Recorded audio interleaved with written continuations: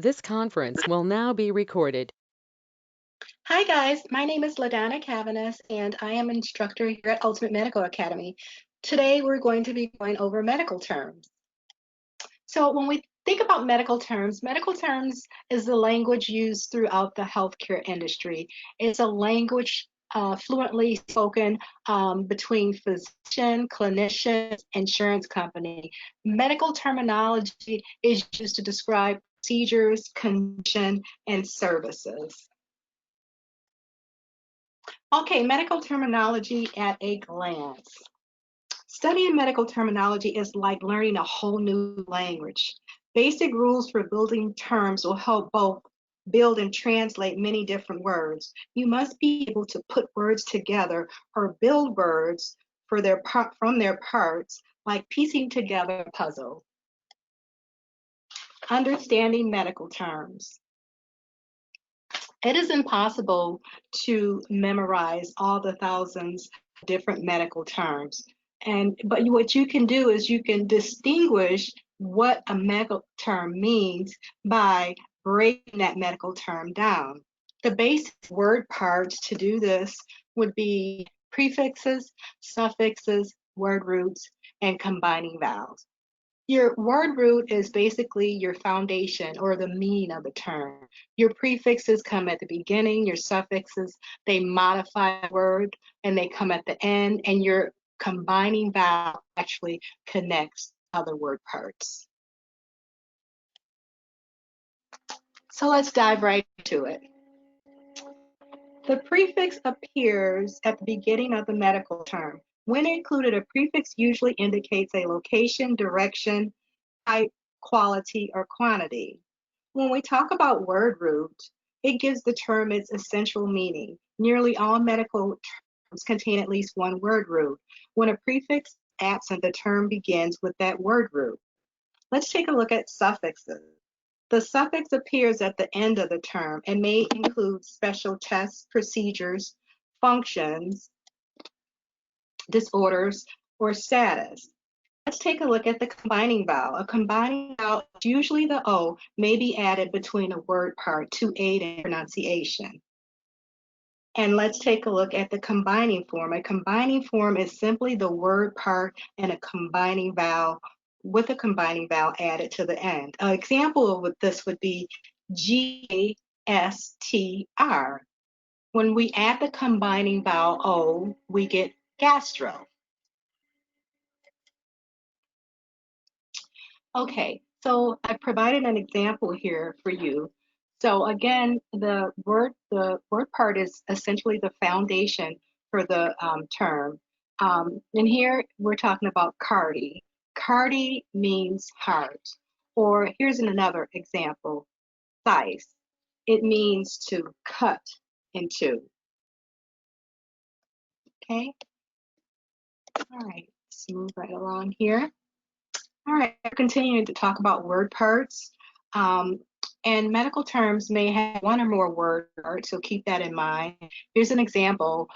We talk about hypertrophy, okay? And when we break that all down, hyper would be your prefix, trophy would be your suffix, and what it actually means is excessive development, okay? Hypertrophy.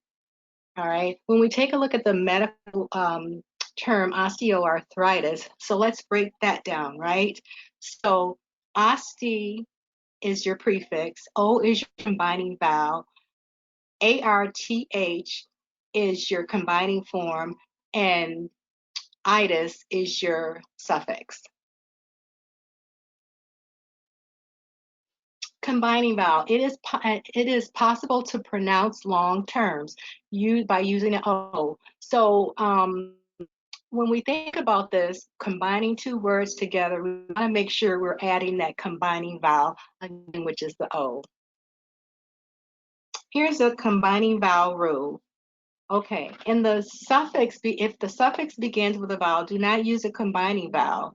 And this is an example of what not to do. Arthritis, not arthritis.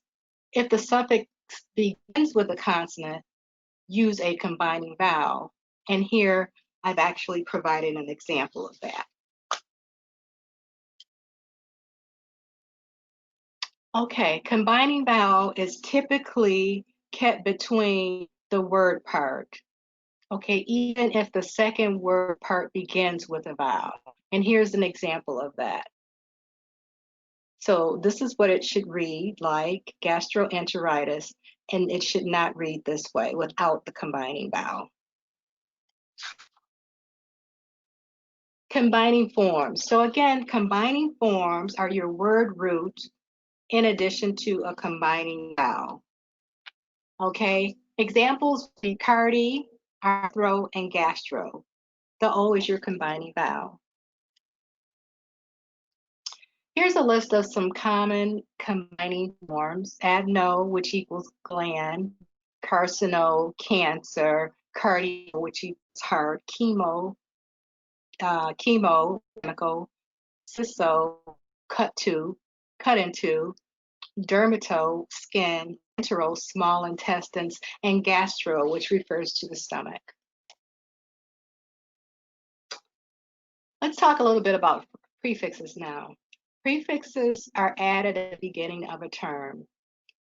And here's an example of that. Location of origin or organ, and we use the prefix sub, which equals below. Or here's another example, mono, which equals one, or post, which equals after. These are all examples of prefixes. Prefixes contain, not all medical terms have a prefix. Okay, so not all medical terms have prefixes when written by itself or with a hyphen, and this is that's going to look like. So intra with the hyphen, or hyper with a hyphen, or multi with a hyphen. Here's a list of common prefixes. A, which is without or away from, and which is equal without, anti before, and anti, which is against, auto, self, Brady, slow, contra, against, and D, without. Oh, let's talk about number prefixes. These are examples of number prefixes. So bi, which equals two, hemi, half, mono, one, multi, many, nully, none, and poly, which means many.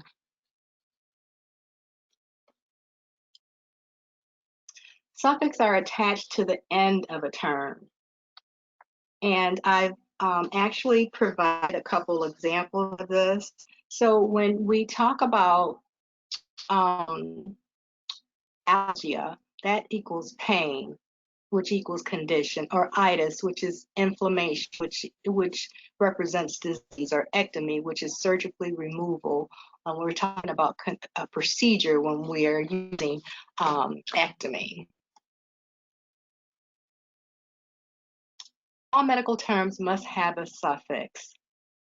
The suffix is the only mandatory word part when written by itself or precede with a hyphen. And here's a couple of examples I've provided for you guys. Okay. Okay, here's a list of common suffixes. Again, algia, which equals pain, sully, hernia, protrusion, and so on and so forth. Let's talk a little bit about adjective suffixes. So to state that a patient had an ulcer in his or her stomach, gastro equals stomach, ick equals to pertain to, and gastric pertaining to the stomach. So that's when you combine those terms and pull it all together, okay?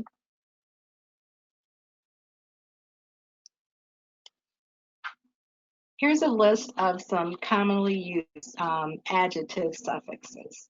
AC, AL, AN, AR, ARY, ATIC, EAL, and IAC.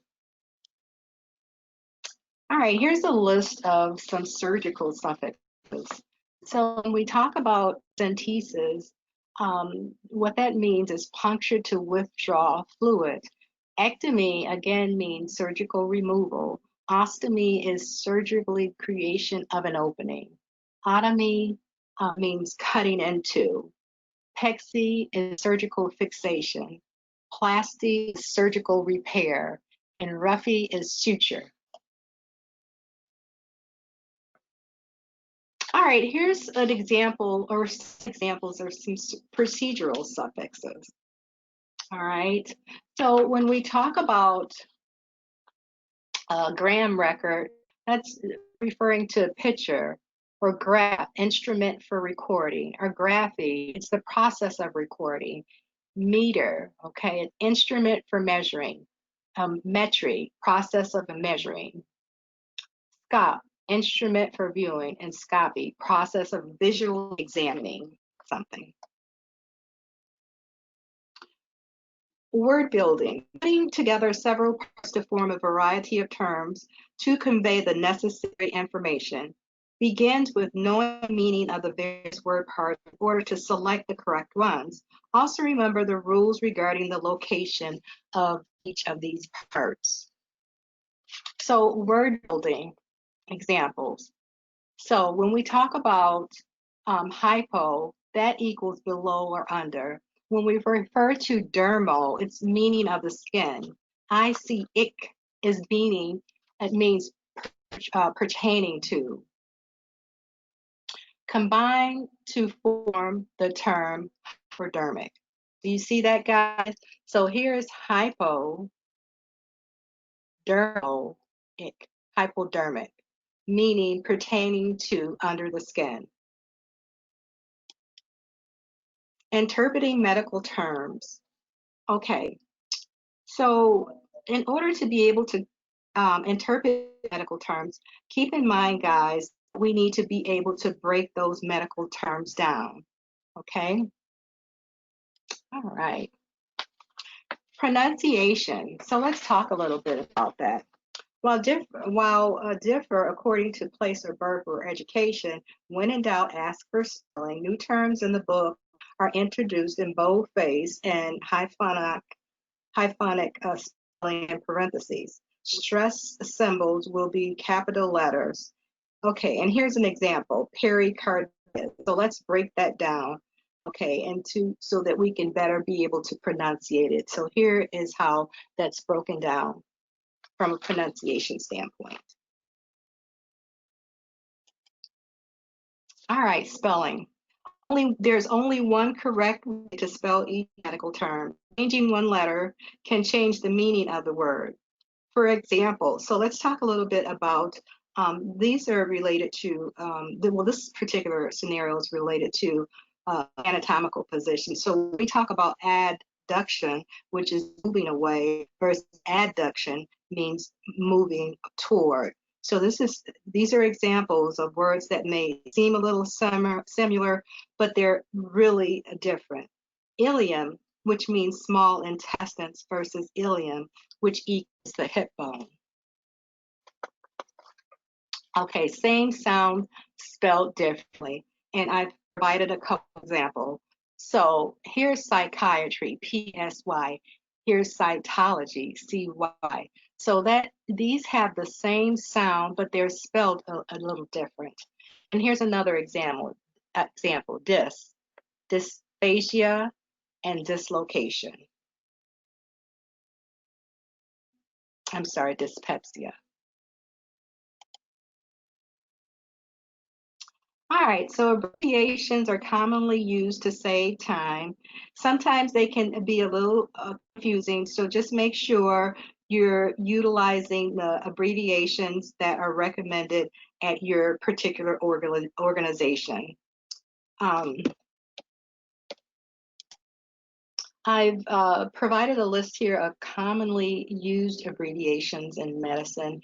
So AA, amino acid, AG, arterial blood classes, ADM, admission, ALS, advanced life support, AMA, against medical device, ASAP, as soon as possible. We all should be familiar with that one. A and W, alive and well, and C, centigrade or census. All right, so now let's talk a little bit about anatomical planes. Another part of being a good healthcare profession is to have a good understanding of anatomical positions planes. Anatomical terms are made up of root word prefixes and suffixes. The root of a term often refers to an organ, tissue, or condition, whereas the prefix or suffix often defines the root, or describes the root. For example, in this particular disorder, hypertension, the prefix is HYPR, hyper, which means high or over, and the word root or root word is tension, which refers to pressure. So the word, when you pull it all together, is hypertension, which refers to abnormally high blood pressure. Using standard anatomical terminology ensures that doctors have a common method of communicating and to avoid confusion when identifying structures. It enables you to describe the location of structures in relation to other structures or locations in the body. What I like to do, guys, and here's a list of different anatomical planes and their meaning. And these are some of the more commonly used: anterior, posterior, superior, inferior, lateral, medial, proximal, and distal. So what I like to do when I'm learning medical terms, guys, is I use flashcards. It's a great option for visual learners. Cards can give you a visual cue to connect with the medical term you're learning. When you learn the common prefixes, suffixes, and word roots, you have the tools to combine hundreds of medical terms. So I would like to thank you guys for joining me in my lecture on medical terminology. Thank you.